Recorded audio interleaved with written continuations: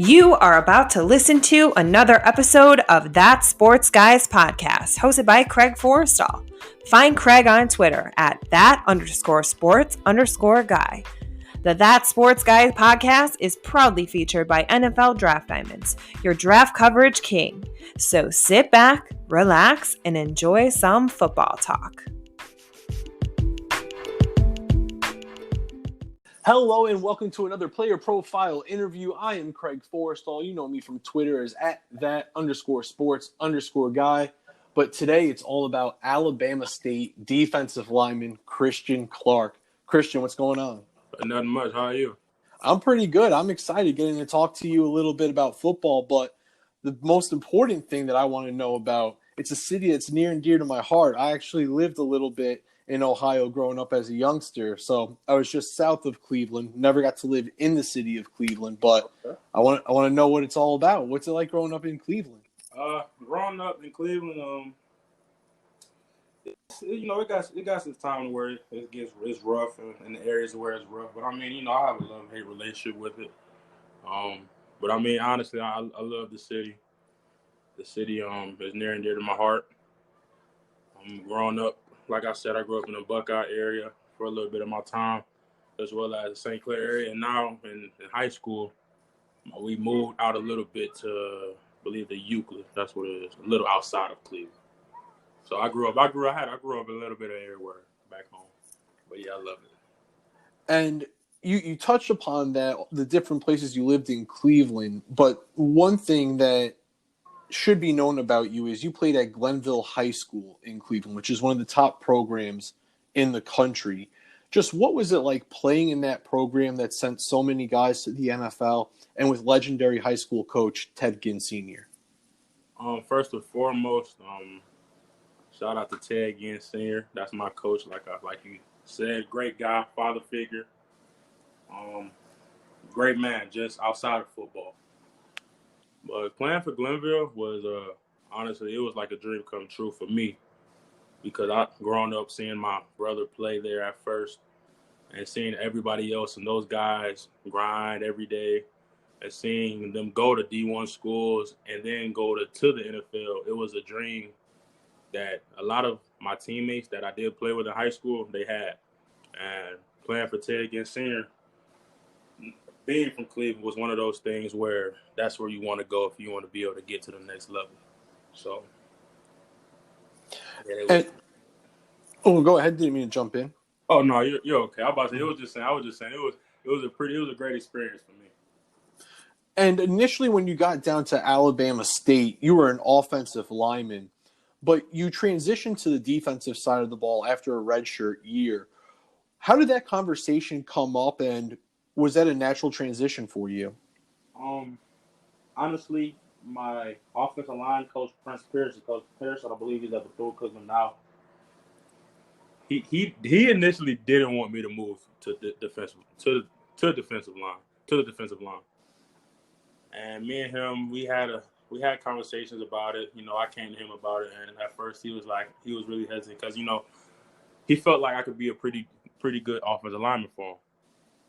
And me looking at myself and me knowing myself that was my dream to be a defensive lineman, and that has always been that, to be a defensive lineman in the NFL. I felt like it was in my best interest for me and the team to make that transition to the defensive line. And after that redshirt season, coach and I ended up agreeing on it. Felt like it was the best move for me, and so far it's worked out. And let's stick there with you playing on the defensive side of the ball. If someone was getting ready to see you play for the first time, what do you think they would come away most surprised with about your game? What's the most surprising part of your game to people? That I'm very athletic for my size. In fact, not even just for my size, I'm very athletic. People see me, I'm a bigger guy, 6'1", 360. They see that, the big guy, he may be slow. He may be not as explosive as the other typical defensive lineman, but that's not necessarily the case.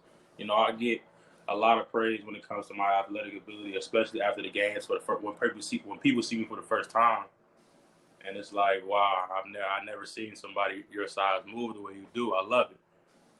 So that's one thing I will say that a lot of people have come to me and will come away saying is that I'm a very athletic nose tackle, D tackle. And you've been extremely consistent in that nose tackle role. You had 53 tackles in 2018, and then you followed it up with all SWAC honors and 50 tackles in 2019. How have you been able to maintain such a high level of play?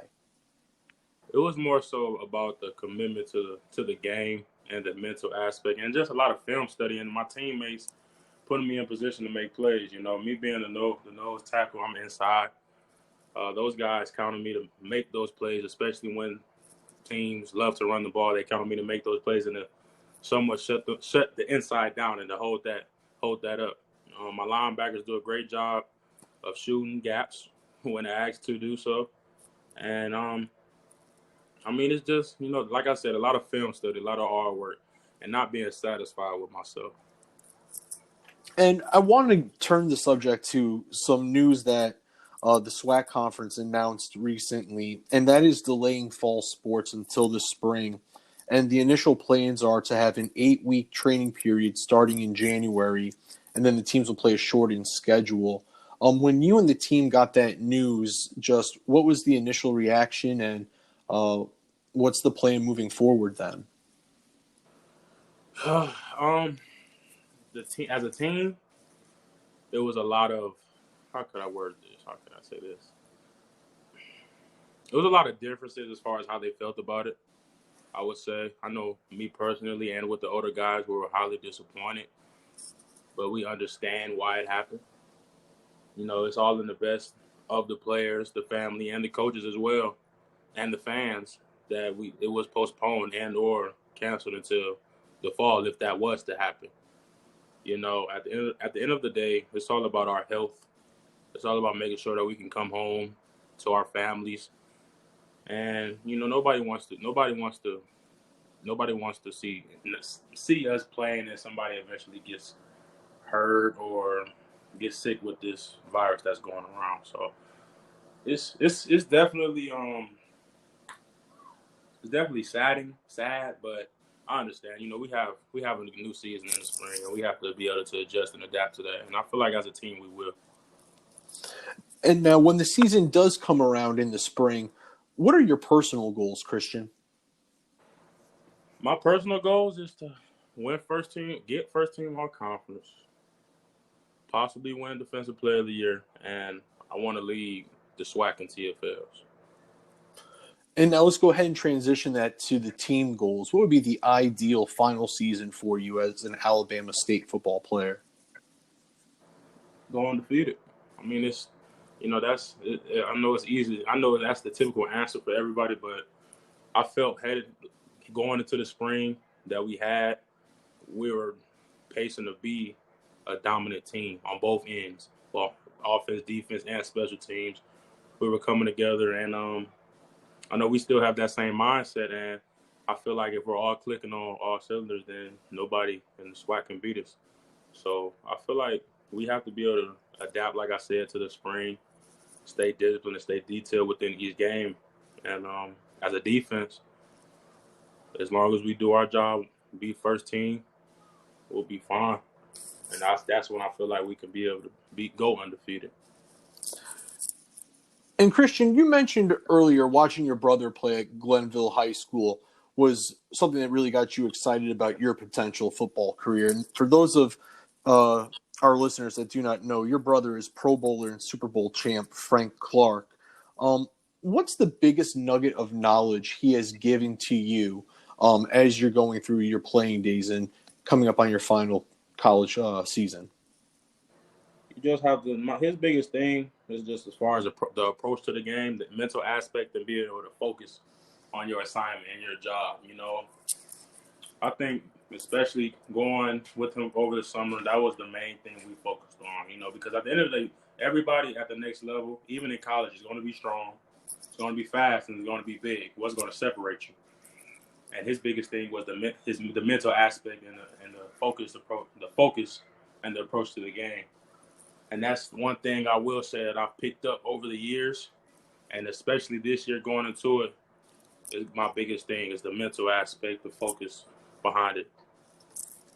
And Christian, it's one thing to train with your brother, but have you guys ever talked about recently or when you were younger, possibly playing in the NFL together?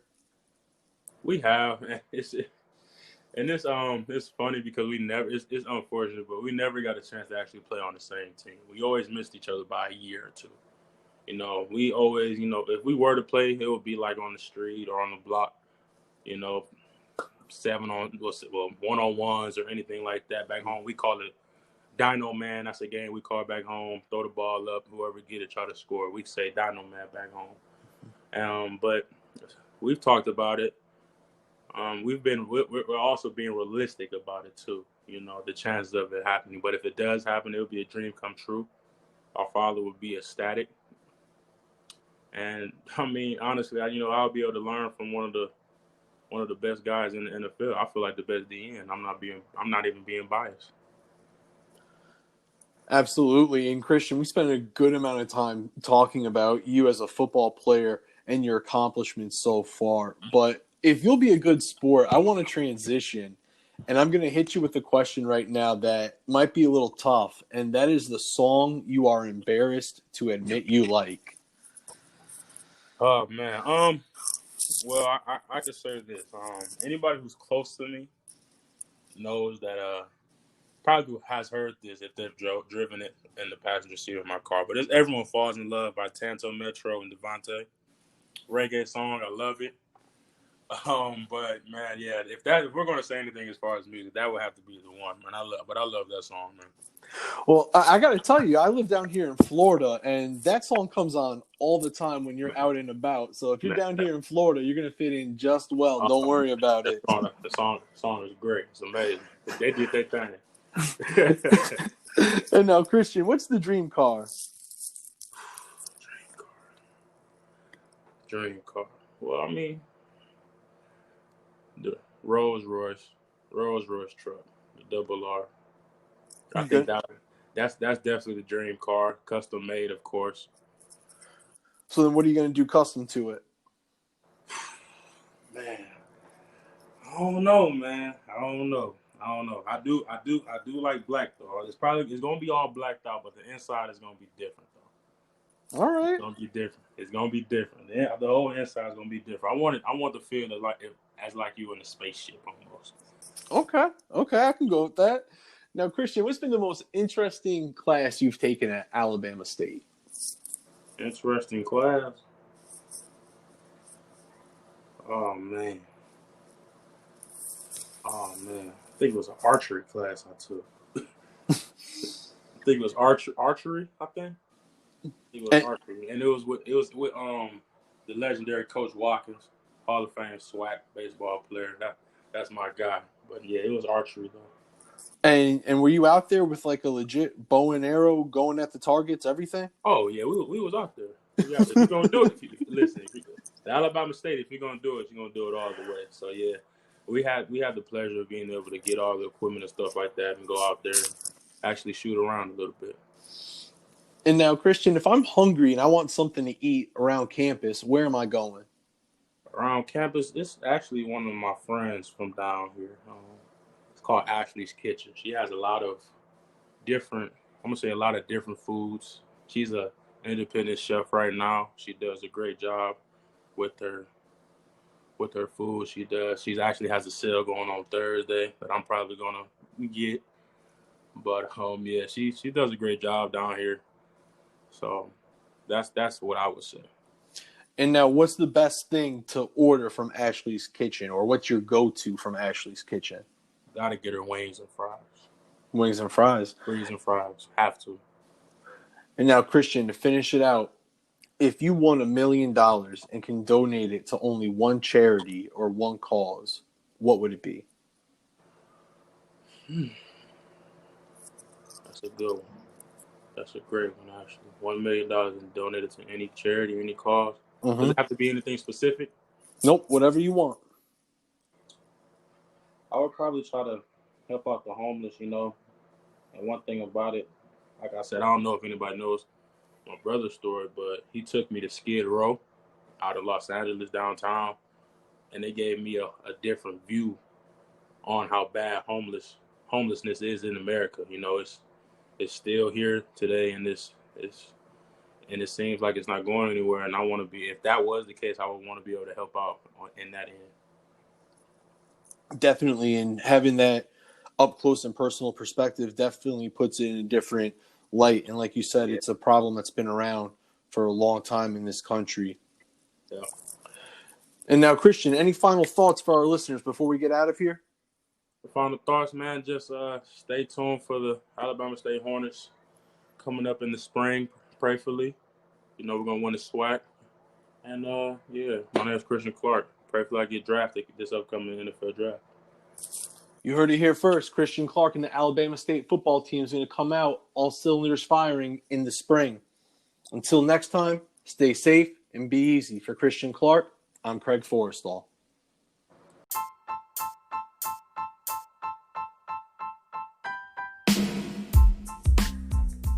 Hey everybody, Craig Forrestall. Thanks for tuning in and listening to another episode of That Sports Guys podcast.